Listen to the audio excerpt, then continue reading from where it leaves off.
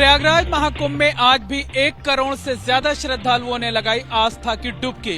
54 करोड़ के पार पहुंचा संगम स्नान करने वालों का आंकड़ा।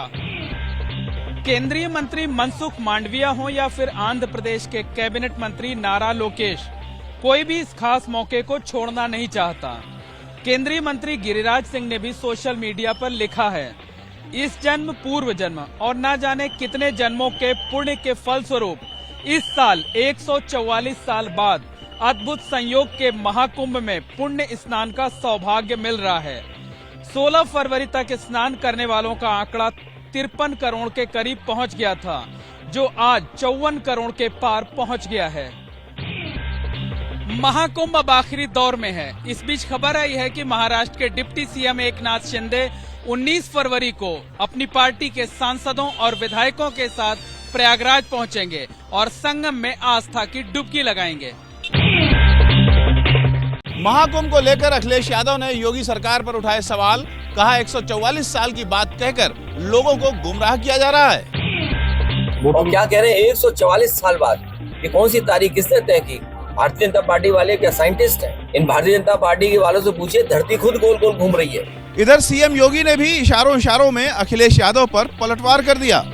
आज वही लोग कहते हैं साहब, आपने इतने कम जगह, जब भीड़ इतनी ज्यादा आ रही थी तो इतने कम जगह पे क्यों ये आयोजन किया?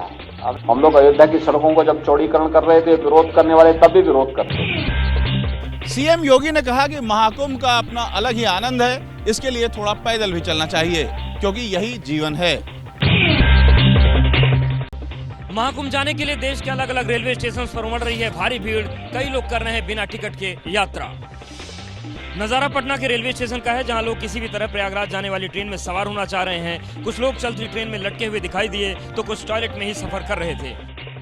इस बीच बक्सर रेलवे स्टेशन से एक वीडियो सामने आया, जहां की बात सुनकर अधिकारी हैरान रह गए। टिकट नहीं आप लोगों के पास? आपको ये पता किसने कहा कि बिना टिकट जाना है आपको?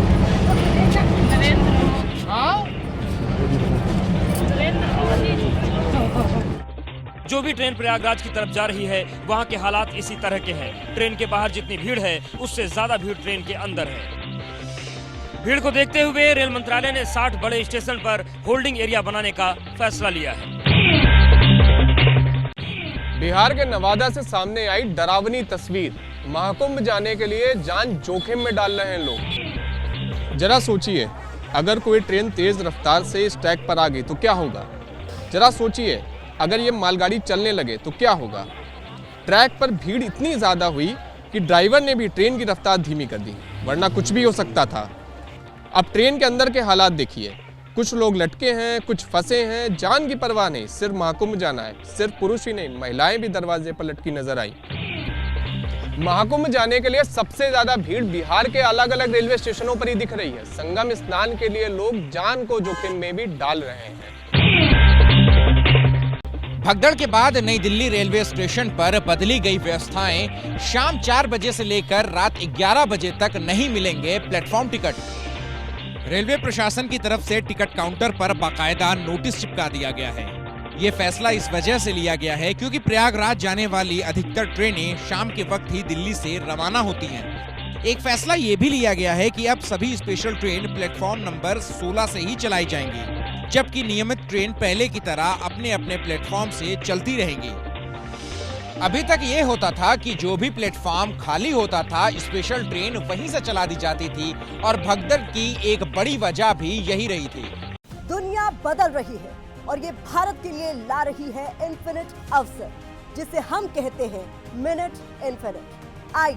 आइडियाज ऑफ इंडिया के मंच पर समझे इसी मिनट इन्फिनिट को 21 और 22 फरवरी abplive.com पर।